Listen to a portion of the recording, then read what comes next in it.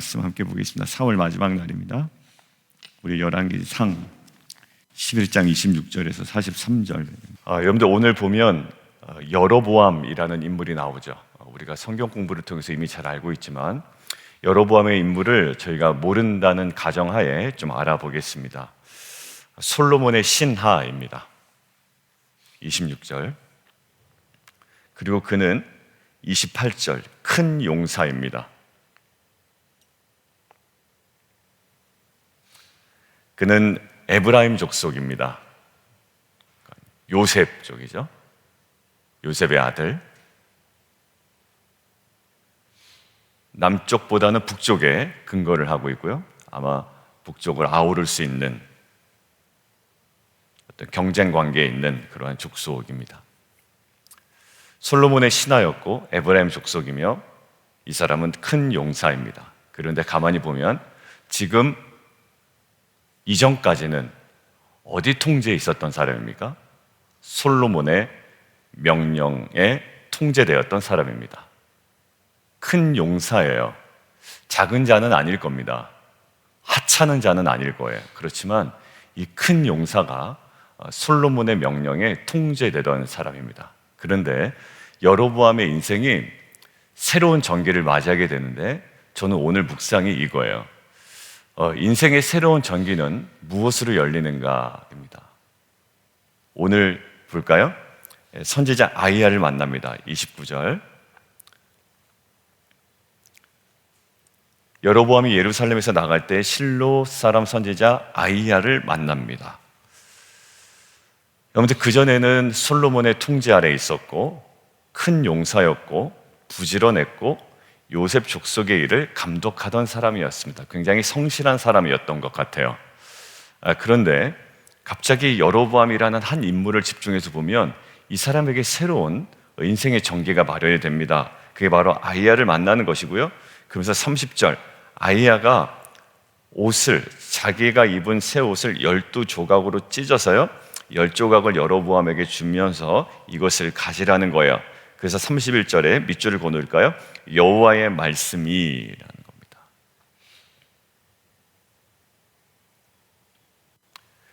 이전에는 솔로몬의 명령에 통제되었던 여로보암이 이제는 하나님의 말씀으로 그의 인생이 새롭게 형성되기 시작합니다.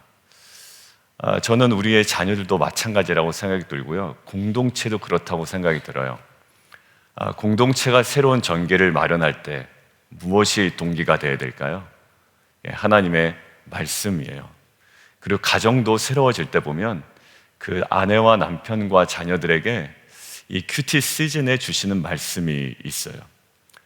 그리고 그 말씀에 대해서 함께 묵상을 합니다.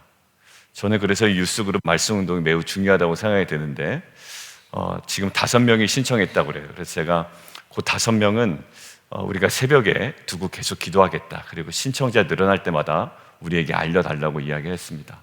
왜냐하면 그들의 인생은요, 그냥 걸어가는 것 같지만 사실 그 때마다 그 시기마다 또 어려울 때도 그것들을 감당할 수 있는 약속의 말씀을 주시고요. 또 어떤 새로운 전기나 또 새로운 지경으로 확장시킬 때도 하나님은 늘 말씀을 허락하십니다. 저희 가정에서도 그런 것들을 경험하고요. 어려우면 어려운 대로 또 새로운 전기를 하나님께 열어주시면 열어주신 대로 뭐가 생각이 나냐면 하나님 말씀이 생각나는 거예요. 어제도 어떤 일이 있었거든요. 그래서 맞다. 그 말씀을 내가 누누이 얘기했고 성도님들과 나눴지라는 거예요.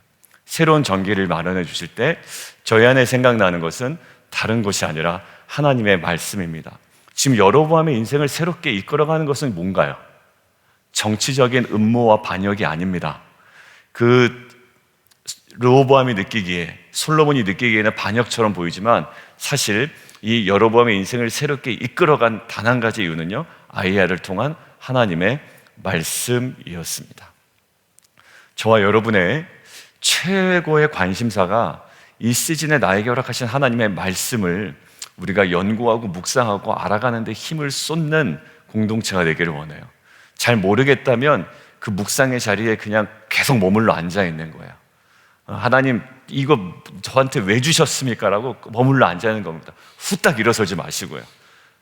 우리가 계속 머물러 있는 거예요. 하나님은 신실하셔서 그것들을 깨닫게 하십니다. 그리고 애매모호한 어떤 나눔거리나 이런 수준이 아니라 정확하게 내 인생을 여호와의 말씀은 내 발의 등이요 내 길의 빛이니이다 라고 내가 정말 선언할 수 있는 만큼의 분명한 하나님의 길을 우리에게 보여주실 줄 믿습니다. 하나님의 말씀은 사건을 형성하고 역사를 형성하고 그 모든 것들을 이루며 이끌어 가시는 정말 최고의 권위이자 능력임을 믿습니다. 여러분들, 그런데 이 여로보암이 새로운 전기를 맞이하잖아요. 자, 그런데 여로보암이 말씀을 통해서 깨달아야 되는 것은 무엇이었을까요? 이 질문은 우리가 말씀을 통해서 깨닫는 가장 궁극적인 것이 무엇이 되어야 됩니까? 라는 질문과 동일합니다. 말씀을 통해서 그냥 비즈니스의 방향성? 너무 약간 세속적이잖아요. 물론 그거 인도하실 거란 말이에요. 근데 항상 주일 예배 기쁨이 됩니다. 사역의 열매가 기쁨이 되죠. 그런데 궁극적 기쁨은 아니다라는 것을 강조하고 싶었던 거잖아요. 자, 말씀을 통해서 우리가 딱 확인하고 우리가 선언해야 되는 것이 무엇일까요? 오늘 묵상을 하다가 그 부분이 제 눈에는 보이더라고요. 37절이에요. 뭐 이 왕권을 준다 안 준다의 문제, 여러분들 결국 여로보암은 이것들을 아들에게 넘겨주고 다 끝나버립니다. 사실 여로보암과 나답에서 끝나버려요. 그리고 바하사라는 또 다른 반역자가 나와서 여로보암의 가문이 그냥 무너져 내리거든요. 그러니까 영원하지 않아요. 근데 영원하지 않은 이유는 사실 있죠. 38절이에요. 내 종 다윗이 행함같이 내 율례와 명령을 지키면 내가 너와 함께했어. 내가 다윗을 위하여 세운 것 같이 너를 위하여 견고한 집을 세우고 이스라엘을 내게 줄 거다 약속하셨어요. 그러니까 너 왕권이 너 아들까지야 라고 하지 않으셨다고요. 이건 분명한 조건이 있었고요. 하나님의 말씀이 어느 부분까지 영향을 미치고 어디까지 지금 내 삶을 커버하고 있는지를 여러분은 정확하게 알고 있어야 돼요. 말씀이 임했다는 것 자체가 중요한 것이 아닙니다. 그 말씀대로 내가 사느냐가 중요한 거예요. 우리는 약간 좀 환상에 젖어 있죠. 하나님께서 이 말씀을 깨닫게 하셨어. 이것이 이루어질 건가 봐. 여러분들 그렇지 않더라고요. 그렇지 않아요. 이거 깨닫게 하셨어. 우리 집안에 이런 일을 행하실 건가 봐. 약간 미신적인 요소 같아요, 저는. 하나님께서 말씀으로 무슨 쪽집게처럼 뭐 하나 딱 주시고 이거대로 주실 거야. 나는 가만히 있으면 행하는 것은 없어요. 다분히 미신입니다. 하나님은요, 언제 어디서나 말씀 주시고 이 말씀대로 행하라라고 하셨습니다. 그런데 그 행함조차도 성령께서 우리에게 은혜를 주셔서 행하게 하시지만 우리로서는 자유의지를 가지고 나아가야 되는 자리가 있어요. 우리는 순종이에요. 그러니까 사실 그랬던 적이 너무 많아요. 하나님께서 우리 자녀에게 약속의 말씀을 주셨어. 얘 될 거야. 근데 우리가 이야기했잖아요. 하나님께서 이스라엘 백성 회복시키신다고요. 내가 성령을 내가 너의 마음속에 주겠다. 부드럽게 하겠다. 이거 회복시킬 거야. 그런데 말씀하시죠? 37절에 그럼에도 불구하고 너희는 이것을 딱 품고 기도해야 된다라는 거죠. 그러니까 이것이 우리가 너무 약해요. 약속의 말씀을 받았다라는 데 사실에 우리가 감격을 합니다. 그런데 오늘 보세요. 말씀을 통해서 우리가 깨달아야 되는 것은 다 이루어지겠구나 이것이 아니에요. 자, 오늘 제가 묵상하고 여러분들과 나누고 싶은 핵심은 37절입니다. 한번 읽어볼까요? 시작. 취하리니 너는 내 마음에 원하는 대로 다스려 이스라엘 위에 왕이 되되. 여기에요. 내가 너를 취하리니. 내가 하나님의 소유됐습니다라는 거. 하나님의 말씀이 임할 때 우리가 고백해야 되는 자리가 바로 이 자리구나라는 깨달음을 저에게 주셨어요. 그래, 이루어지겠구나. 아니요, 이루어지겠구나라는 생각으로 점프를 해버리면 우리가 순종을 안 해요. 그러니까 구체적인 순종을 묵상을 안 해요. 근데 말씀이 임했잖아요. 그러면 어떤 인식의 지경으로 우리가 들어가야 되냐면 이 말씀에 내가 붙잡혀 있구나. 그리고 하나님이 나를 소유로 삼으셨구나. 이 말씀이 내 인생을 이끌어 가는구나 라고 할 때 어떤 담대함, 순종할 수 있는 담대함이 생긴다고요. 근데 저는 에브라임이 여기에 실패했다고 저는 생각이 들어요. 왜? 나중에 이제 보면 알겠지만 12장에 가면 여로보암이요. 여로보암이 사실 고민이 많습니다. 현실적인 고민이. 근데 이 사실을 다시 한번 확인해야 되거든요. 내가 너를 취했다라는 거예요. 그리고 내가 너에게 말씀을 줬다. 그럼 분명히 이해되지 아니하고 자신에게 불리한 상황, 사람들이 남쪽에 있는 성전으로 자꾸 내려가서 자기와는 멀어지는 것 같아, 자기 백성이. 거기에 오는 조급함과 두려움이 있단 말이에요. 내 편이었는데 남의 편 될 것 같은 두려움과 조급함이 있잖아요. 그때 나를 취하신 하나님께 나아가면 되잖아요. 근데 이 38절에 대한 순종도 다 잊어버리고 자기 계획대로 스스로 계획하고 자기 마음대로 그냥 모든 것들을 다 자기의 주도권을 가지고 행하게 됩니다. 여러분들, 우리가 말씀을 받았다, 우리가 방긋 웃는 거 좋아요. 네, 말씀을 받았는데요, 받은 만큼 움직이지 않아요. 우리가 부부제자도에서 머릿말에 나온 거 있죠? 먹은 만큼 뭐 하라? 움직여라 라는 거예요.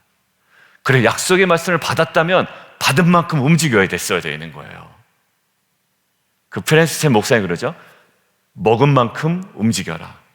그리고 하나님께서 우리 자녀들에게, 우리 교회에게, 그리고 우리 가정에게, 우리 비즈니스와 직장 가운데 진로 속에 하나님의 약속의 말씀을 주셨다면 우리는 정말 이 38절에 하나님께서 주신 이 놀라운 은혜의 순종을 우리가 해야 되죠. 그리고 할 수 있는 조건은 37절에 있는 이 담대한 하나님께서 우리를 소유 삼아 버렸다라는 이 선언 앞에 우리가 서야 합니다. 오늘 말씀을 정리합니다.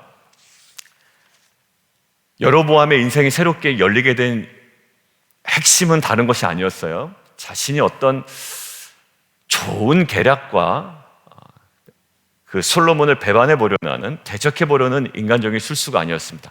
하나님 앞에 딱 선 거예요. 아니, 하나님 말씀이 자기 인생 앞에 딱 놓인 겁니다. 거기서부터 여로보암의 인생이 새롭게 바뀌기 시작했어요. 저는 우리 성도님들이 자녀들의 인생과 또 성도님들의 인생 가운데 뭔가 새롭게 바꿔보려고 하는 경우가 있어요. 심지어 사람 관계까지도. 사람 관계든 뭐든 뭔가 이렇게 주도적으로 바꿔보려고 합니다. 실패하더라고요. 그리고 민낯이 드러나요. 그리고 어제 얘기한 것처럼 무리수가 드러난단 말이에요.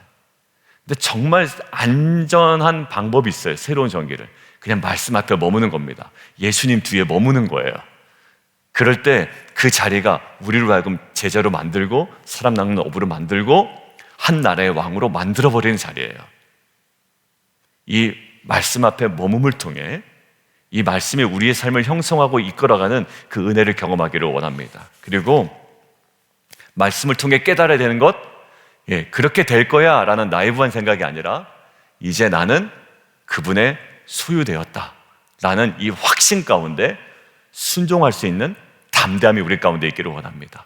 오늘 순종해버리는 거예요. 하나님, 이 말씀이 뭡니까? 그렇게 행하실 거면 나는 이 말씀에 붙잡혀 있고 하나님의 소유되었기 때문에 내가 순종하겠습니다. 시간 사용이든 아니면 내 물질 사용이든 아니면 내가 사람을 대하는 관계든 나의 모든 환경 속에 부르심에 순종하겠습니다. 그래서 여로보암처럼 아들을 해서 끝나는 인생이 아니라 하나님께서 약속하신 이 언약의 말씀이 끝까지 우리 공동체와 자녀들과 가정 속에 이루어지는 귀한 은혜가 있기를 원합니다. 여러분들, 다시 말씀드리면 말씀을 통해 우리가 깨달아야 되는 것이 있습니다.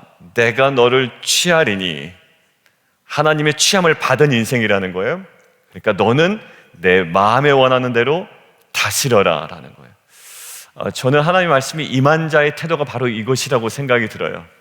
하나님의 말씀이 임했기에, 그 말씀이 나를 완전히 사로잡았기에 나는 그 말씀대로 다스리는 겁니다. 우리의 자녀를 다스리고 또 우리의 공동체를 다스리고 내게 주어진 비즈니스와 우리의 직장 가운데 그 모든 일들을 정말 거룩한 순종으로 다스려 나갈 때 이 약속의 말씀이 온전히 성취됩니다. 여기에 여로보암이 실패했거든요. 그것에 승리하는 저 여러분 되기를 주님의 이름으로 축원합니다. 우리 같이 좀 기도하는데요, 오늘 두 가지 기도하죠. 우리의 인생을 형성하는 것, 새로운 전개를 마련하는 것, 하나님의 말씀입니다. 거기에 오랫동안 머물지 못할 때 우리 안에 조급함이 생깁니다. 두 번째요, 우리 이 말씀을 받았습니다. 말씀을 받고 하나님께서 이루실 거라는 정말 기쁨과 즐거움과 기대감이 있지만 결국 우리가 깨달아야 되는 것은요, 내가 너를 취하리니 너는 내 마음에 원하는 대로 다스려라 라는 거야. 다스려라. 내가 너를 취하겠다. 그리고 너는 뭐해라? 그렇게 다스려라. 그 다스리는 실제적인 모습이 38절에 나와 있잖아요. 우리는 말씀이 임했다면 그 하나님의 소유된 자로, 말씀에 붙들린 자로 그렇게 다스려야 합니다. 그렇게 살아야 합니다. 이것이 우리의 정말 영광스러운 신분이에요. 그리고 그렇게 살아가야 되는 우리의 삶의 모습이 있습니다. 하나님, 정말 그러한 자로, 소유된 자로 이제 그 말씀대로 우리가 다스린 자 되게 도와주십시오. 마치 창세기에 아담에게 말씀하신 것처럼 온 땅을 다스리라고 말씀하신 이 창조의 원리대로 하나님 말씀에 의지하여 우리가 그 사명 감당하게 하여 주옵소서. 우리 함께 기도하며 나가도록 하겠습니다.